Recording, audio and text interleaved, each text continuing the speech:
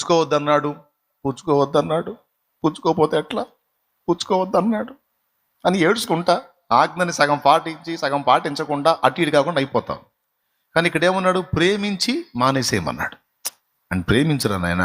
అటు బాధితుడు పాపం సమస్యలో ఉన్నాడు, ముందే ఇబ్బందుల్లో ఉన్నాడు, మళ్ళీ నీ దగ్గరికి వచ్చి అయ్యా నాకు సాయం చేయయ్యా అంటే వానికి సాయం చేయడానికి గవర్నమెంట్ నీకు జీతం ఇస్తుంది. వాస్తవంగా నువ్వు గవర్నమెంట్ దగ్గర జీతం పొందుతున్నావు, వానికి ఫ్రీగా నువ్వు చేయాలి.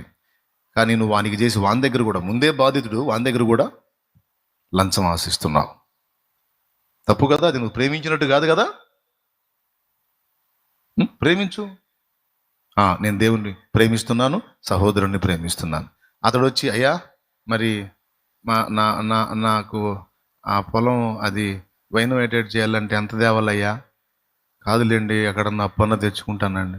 పిచ్చోడా, అప్పొద్దు నీ తలకేదపా, సంతకం పెట్టేసాలే పో, పైసలు వద్దులే, మంచిగా తిను, బతుకుపో అను. 2 చేతులు ఎత్తి దండం పెడతాడు. అయ్యా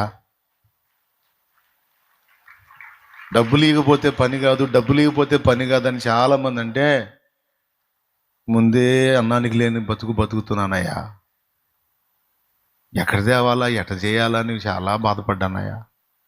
బంగారు తండ్రి అయ్యా, అయ్యా సంతకం పెట్టావా? ఇంకైపోయిద్దయ్యా, నాకు వచ్చిందా?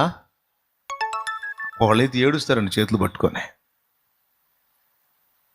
నిజంగా మనం ప్రేమించి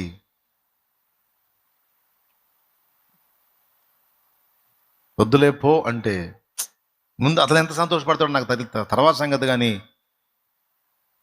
నువ్వు ప్రేమించే దేవుడు మాత్రం సంతోషం.